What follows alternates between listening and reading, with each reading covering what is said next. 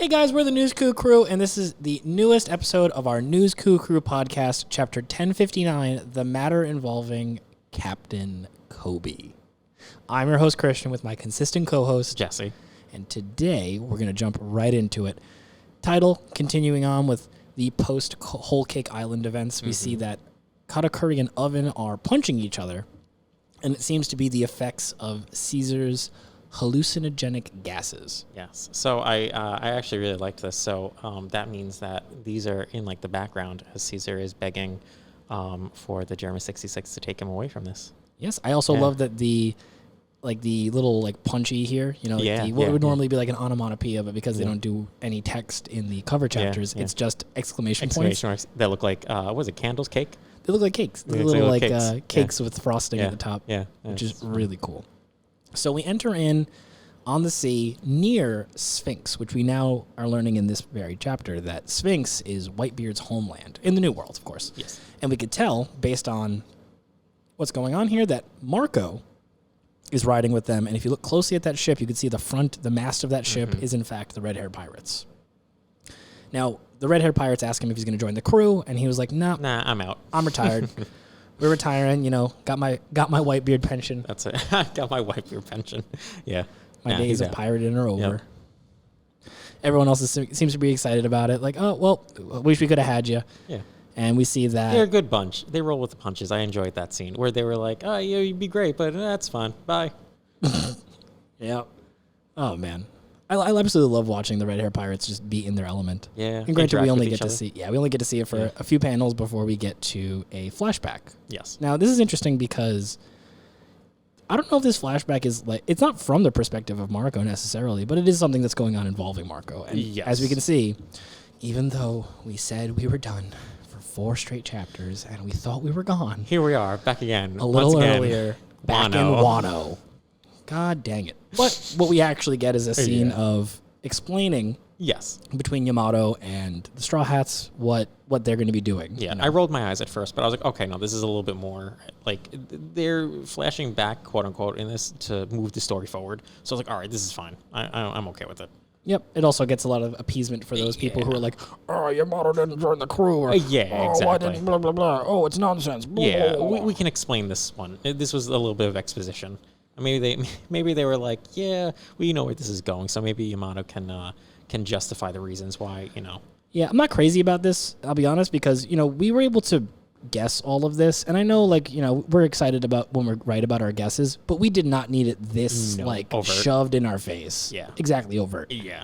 They're really like, hey, here's the reason why they're staying. And it's like, no, we figured that out. Got it. We're not foolish. No. We're not sitting here going, oh, Yamato just decided to stay behind because, for reason. I don't know, for reasons. Yeah. No, we could figure the reason out. There was no need for this. It was inferred, and it was fine. We could have left it as. Yeah. We do get the official declaration, though, that they could come back as a member of the crew. Yes. Yamato was very excited. Absolutely. Yes. Who wouldn't be? Yeah. So then we actually have Marco arriving into what the flashback is, which, brings a little bit more to it all. And it's, Marco explaining to them, like, oh, I'm heading out. And they're like, oh, cool. Check you later. It's like, no, there's a ship nearby I'm going to go kind of ride with. Going to check that out. Yeah. Who might that be? Yeah. I mean, we know that Luffy can more or less figure that Shanks is in the area based on some of the other context from previous chapters. Yeah. But I like that Marco doesn't strictly mention it. No. I don't think he had any reason to, but I also don't know if he did that intentionally. I felt it was intentional. In the panel that you're right there, I did feel that it was more intentional than anything. I think it's like saying it without saying it. We all know what's going on. Yeah. Yep. And of course, Marco being a part of Whitebeard's crew and Jinbei being an ally of the Whitebeards, they had that kinship beforehand. They're kind of like saying their goodbyes or like a friendly hey, it's good to see you again, buddy. And lovely Marco here says, I'm sure Ace would be proud to see how far you've come. That made me really sad. It was a little sad. I mean, it made me happy. Of course, but reverence for it. And it's like, of course, because, you would be heartless if you didn't admit that, it still kind of hurts a little bit. Yeah. And then it's, Luffy with a nice big old smile, classic Luffy. And then more or less Marco kind of saying his goodbyes in a well, now I'm going to retire. The times belong to you youngsters now. Stay strong. I did like that, though. Yeah, me too. I did again, it's like a formal declaration of it, of, this is now for the youngsters. I did enjoy that. Yep, it's a young man's game. Exactly. And Marco, the Pineapple Phoenix, is taking his retirement. Yes. Now, onto the more pressing thing, in my opinion. The Isle of Women Amazon Lily Combelt. Now, if you'll remember with me and recall, the last time we saw this was during that same period where we had the dissolution of the Shichibukai. Yep. And we got to see, Mihawk had the Marines rolling up on him, and Buggy had the Marines rolling up on him, and Hancock had the Marines rolling up on her. But more particularly, we knew that Kobe was being over there. Yes. Now, Kobe's a homie. We all know that Kobe's a homie. Yes. If it sounds like we're saying his name a little quietly, we also have our newest ingredients to it. Yes. We also have our regular review that we do with both Phil and Jeremy from Philzy Media and King's Entertainment Review, and we all share a recording space. So we have Jeremy editing another video that we just did over in the corner now. He can't hear us, but just in case, we're going to keep it a little low whenever we mention Kobe. But here we are on the Combelts, and we can see that it's a post-Navy shakedown. Yes. Yep. So this is the first time in history that men have invaded this land. Now, that's a pretty big deal. Amazon Lily being the island of women. Mm-hmm. Yeah, the Amazons. Absolutely love that arc, by the way. Like that little I did too. It was less than 15 episodes, but I loved every second of it. Yeah. The landing there, the discovering things, the getting to know the Snake Sisters. It felt like a full arc. It really did. Like it had so much power behind it for such a small batch of episodes. Yeah. I'm also a little biased because that's around the time that I got back into One Piece, and then I stuck to One Piece. So funny. Me too. Yeah. We talked about this. This was many podcasts ago that we talked about this. So funny. And of course, Bo Hancock is like, oh, well, maybe I'm going to retire too. And what does she do when she retires? Oh, I think it'd be better to go and marry Luffy. And Yonba over here is just like, you always say that. That's always the plan. Yeah, that's the plan. What do you mean? How is that different from any other plan? Yes. But then we get a very important flashback here, which going back to that scene we had mentioned that the Navy had rolled up on Amazon Lily. Yep. And a few weeks prior, the gates are down, we're under fire, the Kujas are resisting. And we can see that there is a Navy Vice Admiral and the new pacifistas. Now, that's insane. Yeah. That's insane to hear. Because I believe we had this notion that there were new pacifistas because they referred to the Kuma models as the old pacifistas. Yeah, they were mentioned offhandedly as the previous iterations. And how many scenes ago was that?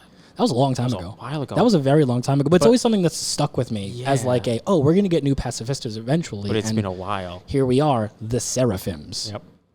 Now, I love that. That's so cool. I hate it. I love it because it's another use from a terrible, terrible dictatorship of what was supposed to be a morally righteous, morally good, and justice bringing term, using in what we know to be an evil organization. Yes. The Celestial Dragons sounds like such a cool and badass thing, and then when you see Saint Carlos or Charlos, however you want to say it, oh my God, you want to punch him in the face. Muzengard, Doflamingo. Just the worst type of people. They're just the worst type of people, and here they are. Seraphims. New pacifistas, the Seraphims. Yeah. And they're using them quite well. One of my favorite characters, one of my favorite ancillary characters, Margaret. I love Margaret. I think she was so good for that little batch of episodes and the manga chapters for the Amazon Lily arc. And she didn't really get much, and I also liked her because she was the first important tertiary female in a story arc on a location that didn't have the same model as the other women. Vivi, Rebecca, and Nami all have the same character model. Yes. But then Margaret actually changes a little bit. It's still the classic. Of course, busty and curvy. But and of course the queen of busty and curvy, Sweet Pea here as well. And her lovely, little moniker that she always does, the chapter of overwhelming strength. Yes. Also, isn't that? And we get a little sliver here of a winged character. Now we've dealt with winged characters before, and we can see there's a little bit of fire as well. Yep. Now, we read this chapter already, so we're not too unfamiliar with what this is. But instantly, as soon as I saw this, I was just like, oh, these are Lunarians. This is a Lunarian thing. They really made a big deal about King in the last arc, about introducing his new race of people. Well, not new race in general, but new race to us. Yeah. Lunarians, a lost race. And to have the pacifistas now modeled be that. After them. Yes, but it was strange to me in this scenario here for Sweet Pea to say, isn't that, or if it's Margaret saying, isn't that. Why would they know a Lunarian? Like, why would they know what a Lunarian is? Now, it looks like a little girl. Interesting. And then we see that an emperor has rolled up on the scene. And not one of the new emperors. No. Well, generally new in terms of the grand scheme of emperors. Yeah. But Blackbeard's here. Which makes sense. Because we know that Blackbeard is a collector of strong powers and strong people. If he can't get your strong power, if he can't get you to join him, he's gonna take your power and bring it out. And we can see that he's rolled up with 2 of his 9 Titanic captains. It's oh my gosh, his name is escaping me. The drunk one that broke out of Impel Down and Catalina Devon. Yes, I can't remember the drunk one from the Impel Down prison break. But Catalina Devon is here. We know that she has the Kitsune power. Blackbeard here with his 2 powers, and whatever this guy's about, we're not quite sure. Now, he rolls up with a Seaquake, and we can see now there's going to be a triple threat. We got the Island of the Amazons versus a Navy fleet versus 3 out of the 9/10 Titanic captains of the Blackbeard Armada. And, of course, even Catalina Devon, speaking to the beauty of Hancock, and Hancock this guy over here talking about the beauty of Hancock. And we can see now things are getting out of hand. There's a lot of fighting. There's a lot of powers being thrown around. Blackbeard's using... He's not afraid to throw his weight around. Not at all, especially those quakes. Especially the quakes. Then we get to like a more in-depth scene. We see someone telling Boa Hancock to get out of here, and we can see... Plot twist. Here is the titular for this chapter, character, Kobe. Looking at him in this scene right here, he looks so out of place. He's on a big old battlefield. Now, I say out of place, but we know he's been on a big battlefield. But even then, he looked out of place at that time too. I still don't see Kobe as this type of character. Yeah. And we can see that. But he's not afraid of the fight. Yeah, he's not afraid of the fight. We learned that very, very early on. He'd be able to put his life on the line. So yes, we do. And he tells her, we're not looking to fight. Just come surrender. Just surrender you. We'll leave your people alone. We don't need your people. We just need you because you're the wanted person.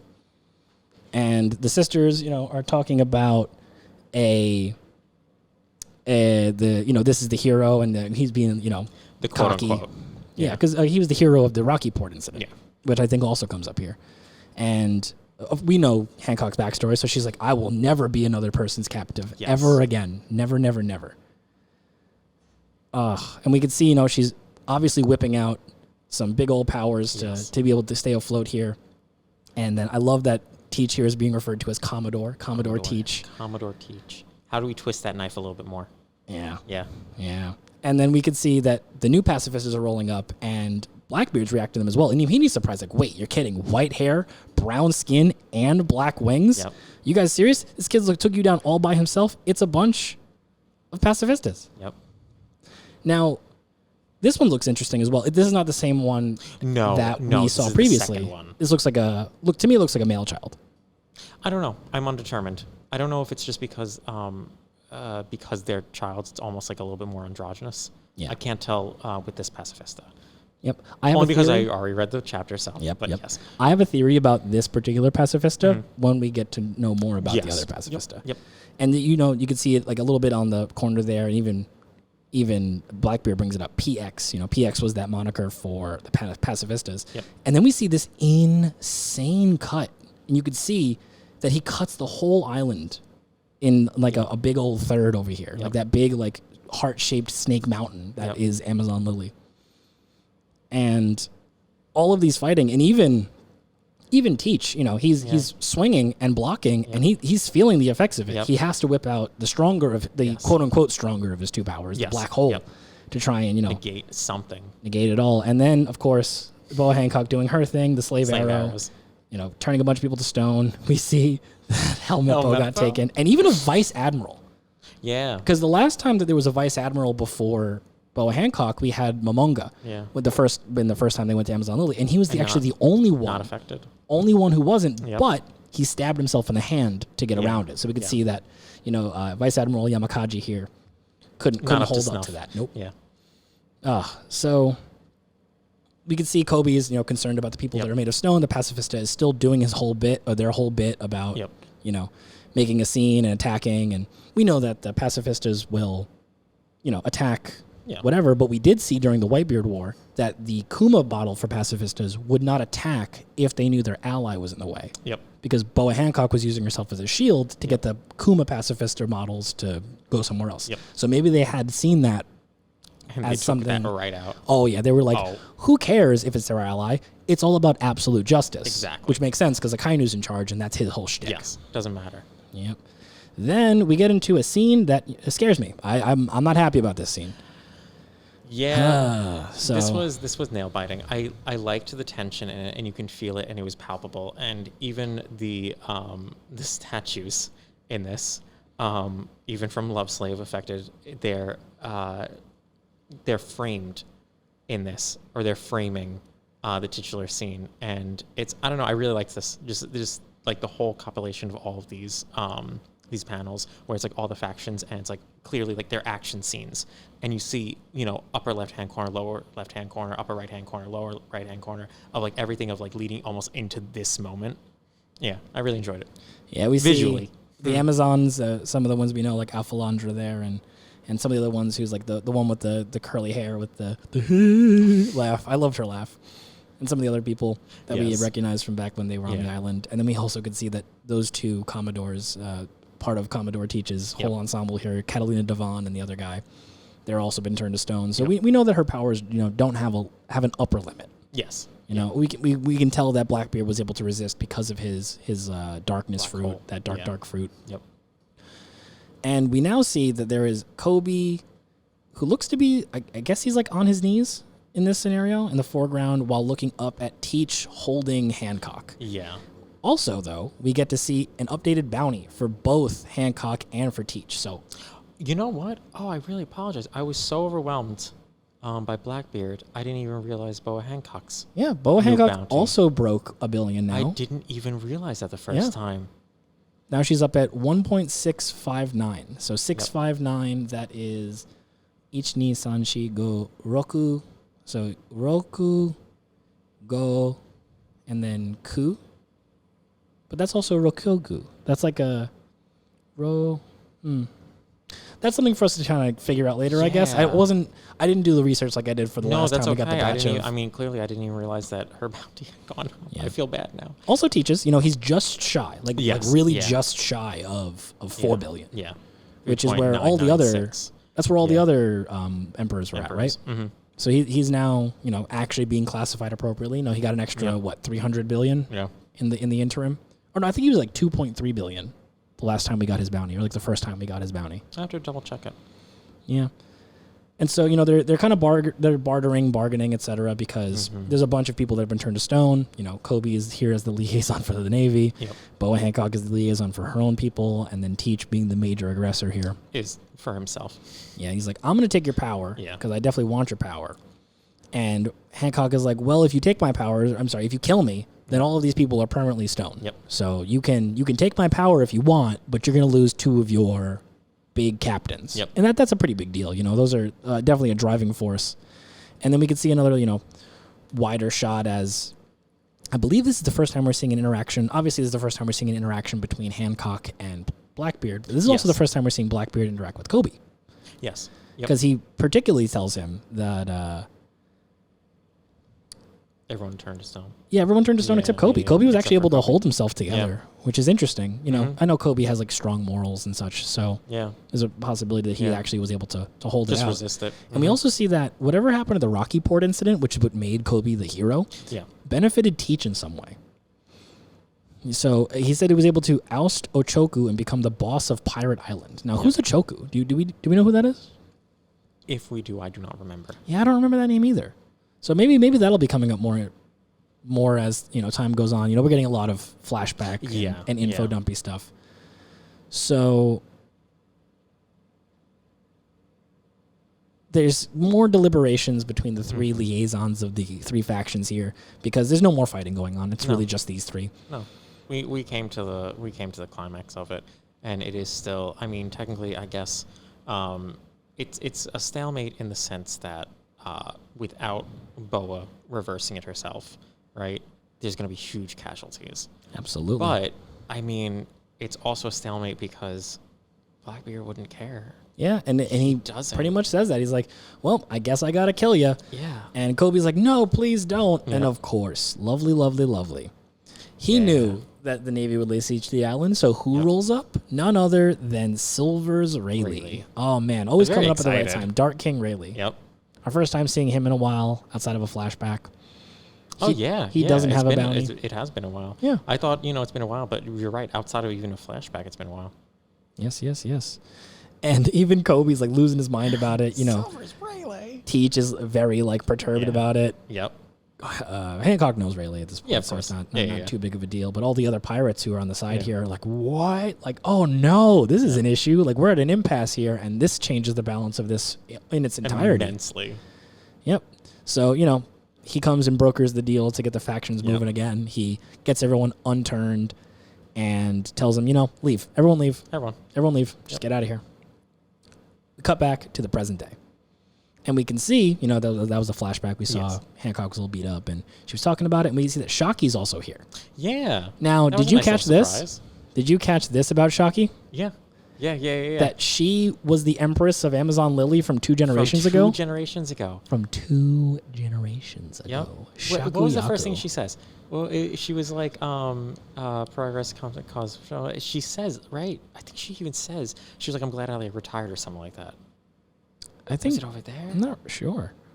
No, I don't think she does. No, she doesn't say it. It's just in the title for her. I'll be honest with you. I read through this, and then on my second read through, I caught it. I actually didn't catch it the first time I read through. I didn't even see that. I caught it, and I had to immediately Google something. I was like, I got to check this one out. Oh, man. Yeah. So this is actually the first time we see Shocky outside of the bar. Even just out of the archipelago. Oh, yeah. Out of his point. Yeah. Not Boeing, Sabaody. Sabaody Archipelago. And they're addressing the whole, early on we knew the Comm Belt was like an impassable issue because you can't float ships through there. Yep. There's no current, there's no wind, it's Comm Belt. But with Vegapun's sea stone paddle ships out there, anybody can go anywhere. Yep. So, and, Navy's new weapons, Blackbeard's new arrival on the scene, and even Rayleigh says it. We got lucky here. Like, this was pretty bad. Like, this could have been pretty bad. When he admits that it's bad, it's real bad. Yeah, because he's strong. We know he's strong, but, like other retired members of pirate crews, they're all like, well, I'm strong, but still. Yeah. It's time for me to put my sword down, put my pineapple phoenix form down, all these things and so forth. And it looks like then they said it appropriately to replace the 7 warlords with these new weapons. Now, I want to come back to this, to replace the 7 warlords with these new weapons. Yep. That's a very important part to me as we get to the last couple panels of this. And it was bizarre that the new weapons here, these Seraphims, the new PX, the new Pacifistas, one of them looked just like Big Sis did when she was a kid. And that was that first one that we saw. That was the first one. And if you see, it was, as you were scrolling through, I saw kind of, the visage, it's like half the face, but even wearing the earrings. Yeah, when you first see her.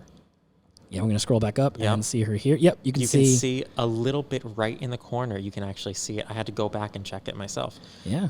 Wow. And I think that's interesting, and I have a big theory about that, and I want to delve more into it. But let's wrap this up. Yep. So we see that they're talking, like the Navy's talking, and they're regarding the kidnapping of Captain Kobe. Captain Kobe, the hero of Rocky Port incident, has been abducted by one of the 4 emperors. Yep. His current status is unknown. How are we getting so many allies with status unknown? Yeah. This is so whack. We had a big thing happening, which makes sense. The world turns. Yeah. We had a whole big thing happening in Wano, fighting Kaido, fighting Big Mom, getting all this shit done. We come out of it and we go, all your allies around the world, what's happening to them? They either did something messy, like Bartolomeo did to Red Hair, which we don't know what he did yet. We don't know. Or they've been gone. deemed missing. Yeah. Sabo's missing. Was quote unquote missing. Vivi's missing. Cobra's dead. Yep. Kobe's missing now. It's like Kobe insane. is now kidnapped. All right, so that was the entirety of the chapter. Now, in terms of these new Seraphims, the new weapons, the Pacifistas, I know that the easy way to go about this would be to be like, oh, they made the seraphims after the slaves that they had. Is that how you think about it? How do you think about it? I think they were going after people who are powerful. I think that the seraphims are all like a child version of all of the Shichibukai. Because the one that cut the island in half is the Mihawk seraphim. Oh, shut up. Oh my God, it is. He has a long, because I saw the sword weapon, and oh my God, no, wait, the guard, that was it. That's what I couldn't figure out. I knew it was a sword. I didn't realize that's the guard. Oh my God, it would be. Yeah, but a big old cut down in the Giant island. cut. Yeah, and if you, I don't know if you ever saw it, but there was a time like in some of like the Shonen Jump stuff where Oda had released just like the child portraits of all the Shichibukai. No, I don't think I saw that. I'll pull that up later for you to take a look at because it's definitely gonna be like a little bit defined. But I think that'd be super interesting to all of a sudden just like pull out all of these, all of the like the kid version of the Shichibukai. Oh, it didn't previously. take much. I'm in your camp now. I'm in your camp. I mean, arguably, it wasn't incorrect, but I was like, oh yeah, it's people that are powerful. Well, Hancock is very powerful. Yep. I'm like, whoever this one is based off of is very powerful. If it is, which I am definitely in that camp now, that if it's Child's Dracula Mihawk, I mean, cutting an island in a third would be no small, task for him. It would be fine. Let me see if I can pull it up real quick for us to comment about. Because I remember they did all of the 7 warlords as kids. We just pulled up the image like I said we were going to, and you could see it now, right? This little white image hair, of brown skin, and wings. If you add that to the portrait, it is the spitting image. And I think it's so interesting. I mean, because the Pacifistas started from a Shichibukai. I mean, the first one was Kuma, and it seems like they were going like a robotic direction. With this, it seems maybe they pulled like their genes. Yeah. Like they pulled like some of their DNA, or like blood or whatever. Yeah. And they're just sort of, cutting and pasting cyborgs. Whatever they want. We know they're capable of making cyborgs. Look at Kuma. Yeah. And I think that'd be super cool, especially if they're going to use these designs that Oda had, like the little karate Jinbei and Moria and his little like suspenders really outfit. I even just love seeing Crocodile. I mean, I know he's not doing much, because his claw, his hook hand probably comes much later. But that's so interesting, right? Isn't that cool? Yeah. I wasn't expecting that to be like a thing, and as soon as I saw it, I was just like, interesting. I think I might have something. No. Might have something here. I hope I'm right. I do actually hope I'm right about that, because as you already aware, I love the 7 Warlords. Yes. So more 7 Warlords content, the better. But overall, I would say this chapter, it's good. I think this was a good one, informative. Very solid. Getting to see some other characters and such, and getting it was to know another info dump, but I'm not upset about it, because it's a lot of very important things, and it felt like the story was going very quickly. Absolutely. All right. Any final thoughts about chapter 1057? Any final thoughts about chapter 1059? No, I'm really excited to see where it goes, and if your theory, continues. I think it does. I know that for content, I should have some kind of differing opinion. I know full stop. I am in your camp now. Cool. Yeah. All right then. Well, thank you guys so much for listening. We were the News Coup Crew, and this was our News Coup Crew podcast. I'm your host Christian with my consistent co-host Jesse. And check out some of our other stuff. We have episodes of the regular One Piece review coming out, just the video anime side of it all, and check out the card game, which we should have some stuff up for. Probably next month. October is the release, and we're hoping to get the pre-release stuff out there. And one of the decks at the beginning of it all is the 7 Warlords deck. So keep an eye out for that. Thank you guys so much for listening.